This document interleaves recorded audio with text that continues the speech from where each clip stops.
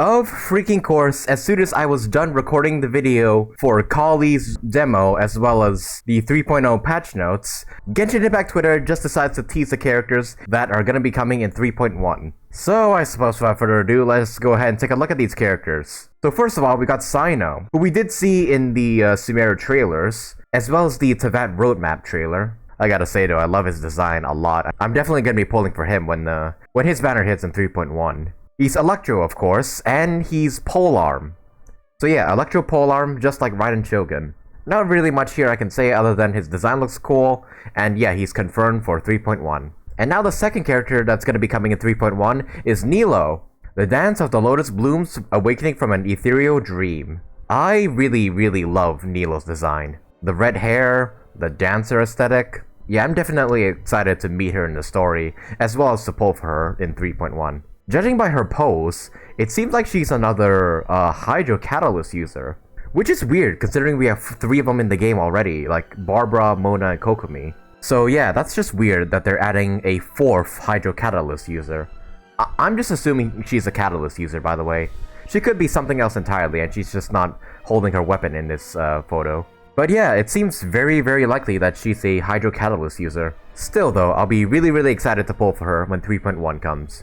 Man, I can't forget that I completely forgot about Hoyoverse's drip marketing for Genshin before an update comes out. Because yeah, I should have expected this. I should have expected they would reveal the 3.1 characters, like soon before the Sumeru update goes live. But there you have it, Nilou and Cyno, 2 characters who we already seen in the trailers. And now here's a character we never seen in the trailers. Candace, Golden Vow Guardian of Aru Village. That Candace is a true descendant of King Deshret. Yeah, I did not expect them to reveal a character we have not seen yet in the drip marketing and whatnot. She looks really cool. She looks like a female Cyno, honestly. She has a shield, she has a spear, so I'm assuming that's her weapon type. So I'm assuming she's a polearm user, and she's Hydro, so a Hydro polearm user. I don't think we have one before. I don't think we ever had a Hydro polearm user before. So that's exciting, we finally get our first Hydro polearm user. And yeah, her design looks really good. Like the white, the gold, the blue, all just looks really good on her. Even her eyes are 2 different colors. Like yeah, this one's blue, this one's yellow. I wonder what's up with that. But yeah, Candace. She's gonna be coming in 3.1. And yeah, I really like her design. She's like a mix between Cyno and Dehya, which I think is really cool. And yeah, those are the 3 characters that Hoyoverse Twitter has drip marketed before 3.0. Cyno, Nilou, and Candace. Man, Sumeru hasn't even dropped yet, and I'm already excited for these 3. Especially Candace, she just looks really sick. So, assuming that Hoyoverse is done with their drip marketing, it seems like the other characters, like Nahida, Alhaitham, and Dehya, will not be in the game until 3.2 or beyond. So that's quite interesting, I mean. I think most people simp for Alhaitham and Dehya, so that's why they're like holding off on those 2. And also Nahida, I think a lot of people are guessing that she's the Dendro Archon, so maybe they're saving her until the Sumeru storyline is completed. So yeah, maybe that's the reason why they're holding off on their banners for now, and giving us Cyno, Nilou, and Candace for now. Alright, so now we move on to the Genshin Impact YouTube channel, where they revealed a bunch of lore regarding each one of the characters they revealed just now. So yeah, there's this massive text here for Nilou, Cyno, and of course Candace as well. So yeah, we're gonna go ahead and read them all, starting with Cyno. Cyno, Jurisdictor of Secrets, General Mahamatra. If an academia researcher is required to have a formal meeting with General Mahamatra, Cyno, it usually does not bode well. In general, a personal visit from Cyno implies that these researchers are perpetrators of serious academic offenses, plagiarism, bribery, academic fraud, false decorations, misappropriation of funds, malice competition, appropriation of someone else's dissertations, and more. The only thing left for these researchers to do is to follow the General Mahamatra and face disciplinary action. But these researchers will not accept their sentence so easily. Most of them try to bribe the General Mahamatra with Mora. These wealthy people will then be punished even more severely. Meanwhile, some choose to use force in an irrational act of recalcitrance. After paying the price for their defiance, they are subjected to a harsher sentence. Others, at their wits' end, even feign madness, claiming memory loss, or pleading insanity in a desperate attempt to escape punishment. However, General Mahamatra Cyno has unfailing patience when dealing with these people. In his own words, as a Matra, it is one of my duties to help people remember the mistakes they have made. Oh Jesus. So Cyno is pretty much the punisher of corrupted researchers in the academia. Man, these researchers though, the things they would do to stay in the academia.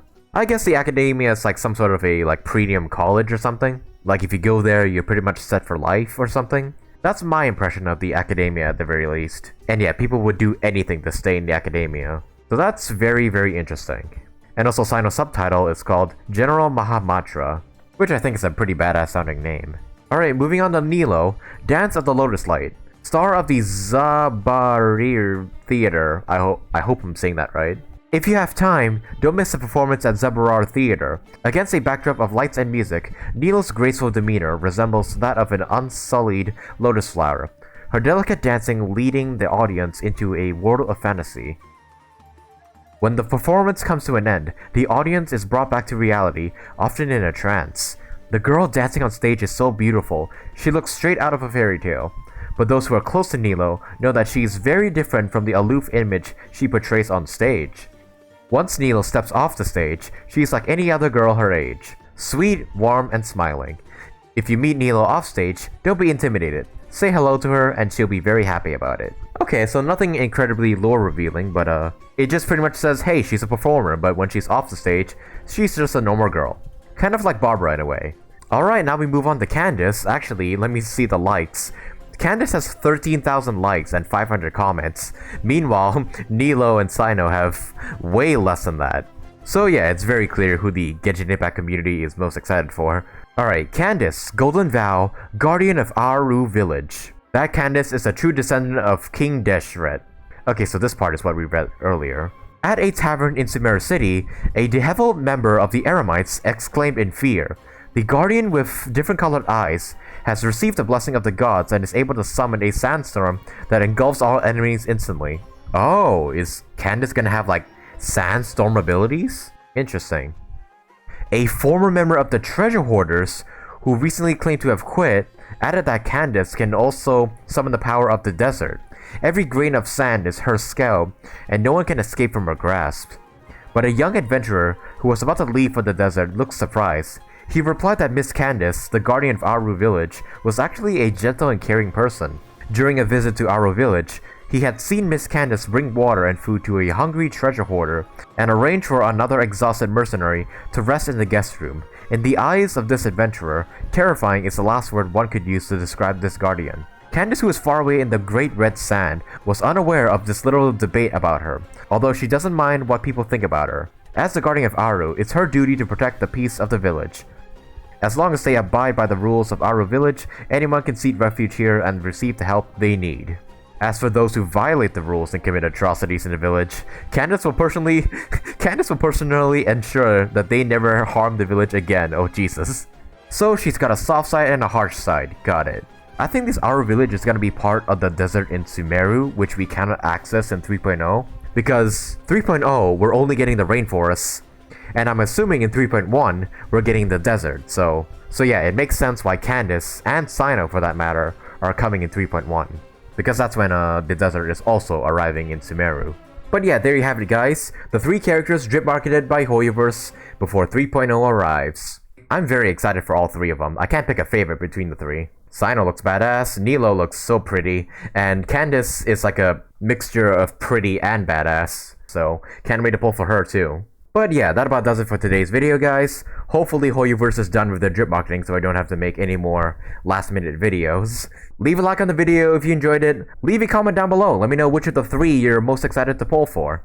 And subscribe today if you want to see some more videos from me. I'll be live streaming the Sumeru update when it comes out on the 24th. As well as posting videos regarding Sumeru, regarding artifact roles, the story, the lore and whatnot. So yeah, if you want to catch any of those videos from me, be sure you subscribe today so you don't miss them. And also hit that notification bell so you know when the video goes live. And with all that said guys, thank you guys so much for watching, and I hope to see you guys in the next video.